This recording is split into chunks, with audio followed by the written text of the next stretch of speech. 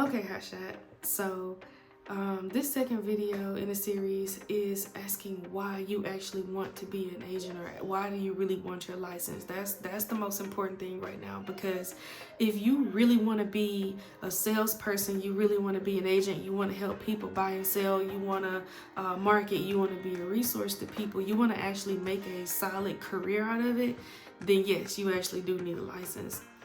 If you only want to invest, and if you only want to invest and obtain properties yourself, become a landlord, stuff like that, then no, you might not actually need no license.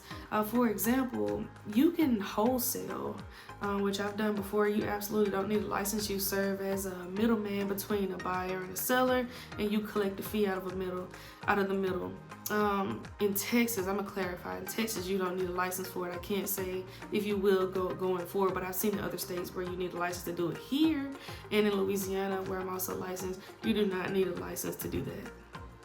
If you're one of those people who like HGTV and you seen the fix and flips, or you seen the buy and holds for people who want to buy rentals and stuff like that, you also do not need a real estate license for that. You can talk to and market with and network with a real estate agent if you need help running comps, or you'll be able to run your own comps. There are separate systems for investors who don't have real estate license, but you don't need a license to be able to buy properties on your own. You don't need a license to be able to flip properties.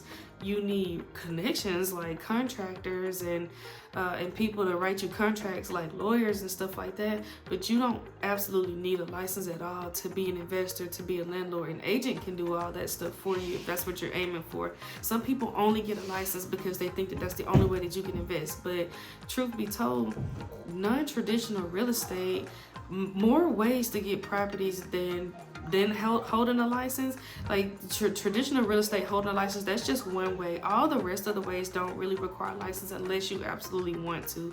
Matter of fact, most investors get licensed because they don't want to pay an agent listing fees. You know, like they don't want to pay buying fees and listing fees. Like they already have those numbers factored into their equations, into their deals. And so just sit back for a second and think, like, do you actually need a real estate license? Like, what is it that you're wanting to do with it? Because if you're just trying to invest, you don't need it at all. If you want to make a career out of it, then yeah, you definitely need it. And that one thing can lead to so many different other avenues. So that's just something to consider. Thank you for watching this video on whether you need your license or not.